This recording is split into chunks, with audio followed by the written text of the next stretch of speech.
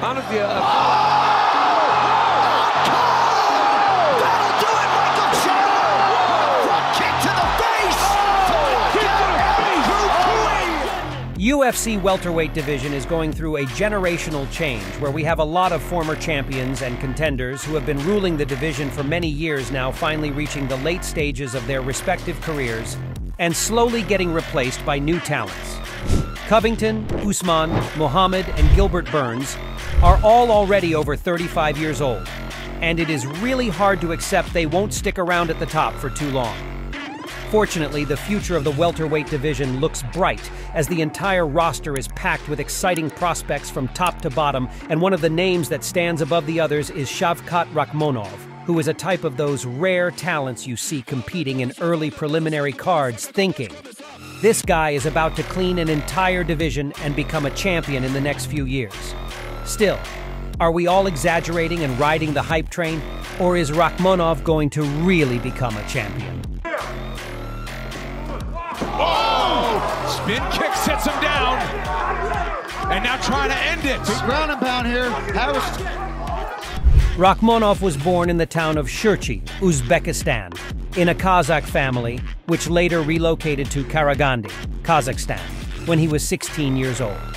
He didn't spend his youth training in different martial arts like the majority of other fighters, mainly because of the financial struggles his family was going through, so instead of training, he was busy working as a truck driver and later warehouse loader at a very young age. Rakhmonov got into Combat Sambo quite late at the age of 16, when his family moved once again to the town of Kokshetau. Considering how Combat Sambo is conceptually similar to MMA, it's not a surprise that he needed only 3 years of consistent training to develop good enough skills to make his professional MMA debut in 2014 with a submission win over Adam Tsurov at M1 Challenge 52.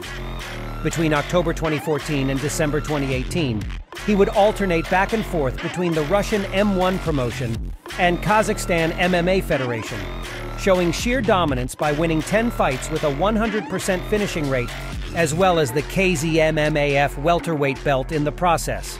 Already seen as the hottest prospect in the East, Rakhmonov was given a shot at the M1 welterweight title, which he won via TKO over Daniil Prikaza in March 2019, before defending it just 3 months later in June by TKOing Thiago Varejão with 10 seconds left in the first round. But for how long?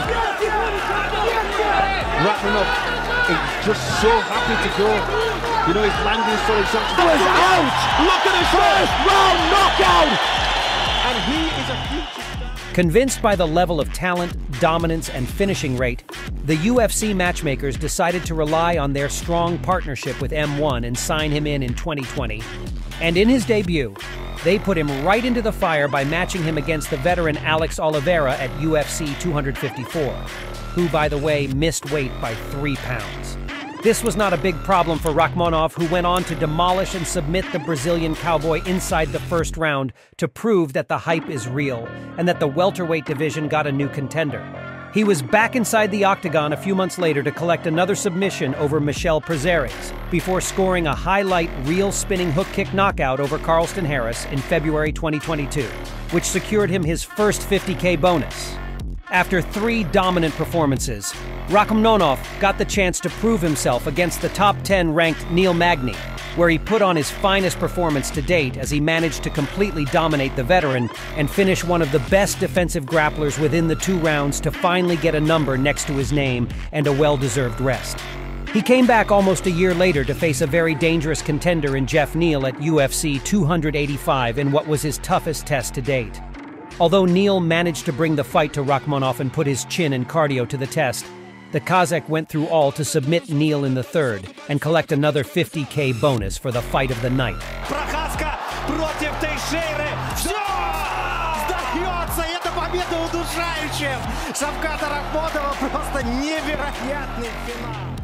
Rakhmonov is a true definition of that new generation of all-around MMA fighters who is simply good everywhere. Combine his incredible skills with sheer physical strength, high fighting IQ, and warrior mentality. Kazakh people are known for, and you will get why he is considered to be a nightmare matchup for anyone in the welterweight division. His fighting style is rooted in Combat Sambo, a Russian self-defense system that resembles modern MMA in some way because it is conceptually quite similar.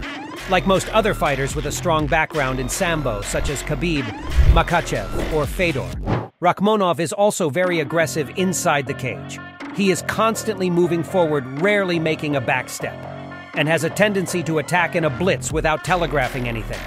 Watching him perform, you can see that every step he makes, every punch or kick he throws, and every entry on a takedown or transition on the ground is well calculated 3 steps in advance, which makes him very unpredictable and hard to read, and also signifies his high fighting IQ, awareness of what's happening each second, and focus.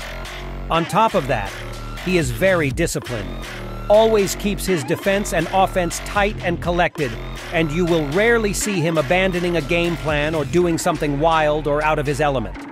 That's why he is firing shots with 60% accuracy, which is very high, and absorbs only 2.5 strikes per minute. Thus far, Rakhmonov has been looking perfect, and he hasn't shown a single weakness or hole in his game, so it is going to be interesting to see him dealing with the top 5 fighters who will almost certainly expose a thing or two and drag him into the deep waters he has never been before. Currently ranked in the top 7, Rakhmonov has arrived at the right time because the upper level of the division is currently going through a generational change, which certainly goes into Rakhmonov's favor, as he is only 27 years old. While the majority of top fighters like Covington, Usman, Burns, and even Belal Muhammad are slowly going out of their athletic prime, Rakhmonov is just starting his championship journey, and in the next year or so, we might see him facing some big names on their way down, and he certainly has all the skills necessary to deal with them. The biggest threat to his championship dreams actually represents the champion Leon Edwards, who will be there for many years. And of course, other up-and-coming fighters on the same path like Khamzat Chimaev, who has already been in the talks as Rakhmonov's potential opponent in the near future. But one thing we need to take into consideration is the fact that Chimaev's future in the 170-pound division is uncertain, because the weight cut has proven to be too much for the Wolf on multiple occasions. And we might see him moving up in weight and continuing his career as a middleweight, which would certainly make Rakhmonov's journey much easier. Overall, Rakhmonov has proved the hype is real on multiple occasions, and is someone the majority of the MMA world certainly sees on the welterweight throne in the near future. And honestly, we too would be surprised if his rise comes to a sudden stop for some reason, because the difference in skill he has shown thus far does not come that often in the UFC. Of course, this doesn't make him a champion by definition, but if anyone has the talent, potential, and that X factor to win the title, that's him. What are your thoughts on Shavkat Rakhmonov and his UFC journey thus far? Do you also see him as a future champion? And if not, feel free to tell us why in the comments below. Until the next time, take care.